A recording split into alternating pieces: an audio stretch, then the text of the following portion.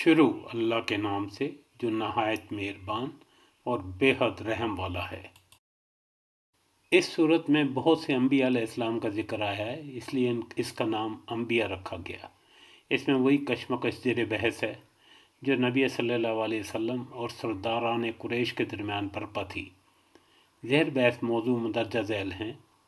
کفار مکہ کی یہ غلط فہمی کہ بشر کبھی رسول نہیں ہو سکتا اور اس بنا پر ان کا نبی صلی اللہ علیہ وسلم کو رسول ماننے سے انکار کرنا، ان کا آپ صلی اللہ علیہ وسلم پر اور قرآن پر مختلف اور متضاد قسم کے اعتراضات کرنا اور کسی ایک بات پر نہ جمنا، ان کا یہ تصور کہ زندگی بس ایک کھل تماشا ہے جسے چند روز کھیل کود کر یوں ہی ختم ہو جانا ہے، کسی حساب کتاب اور جزا و سزا سے سابقہ پیش نہیں آنا۔ شرک پر ان کا اصرار اور توحید کے خلاف ان کا جاہلانہ تعصب، ان کی غلط فہمی کہ نبی کو بار بار جھٹلانے کے باوجود جب ان پر کوئی عذاب نہیں آتا تو ضرور نبی جھوٹا ہے، اور عذاب الہی کی وہ وعدے جو وہ خدا کی طرف سے ہمیں سناتا ہے محض خالی خودی دھمکیاں ہیں۔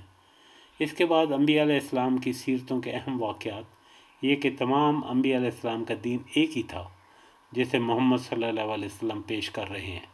نوع انسانی کا اصل دین یہی ہے، اور باقی جتنے مذاہب دنیا میں بنے ہیں وہ محض گمراہ انسانوں کے ڈالے ہوئے تفرقے ہیں۔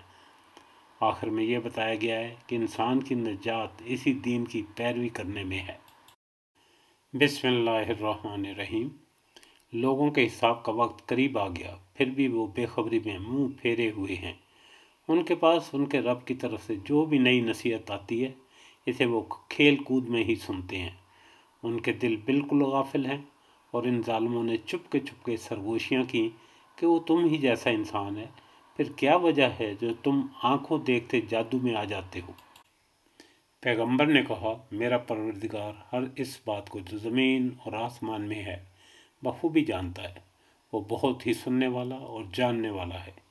اتنا ہی نہیں بلکہ یہ تو کہتے ہیں کہ یہ قرآن الجھے ہوئے خوابوں کا مجموعہ ہے، بلکہ اس نے از خود اسے گھڑ لیا ہے، بلکہ یہ شاعر ہے، ورنہ ہمارے سامنے یہ کوئی ایسی نشانی لاتے جیسے کہ اگلے پیغمبر بھیجے گئے تھے۔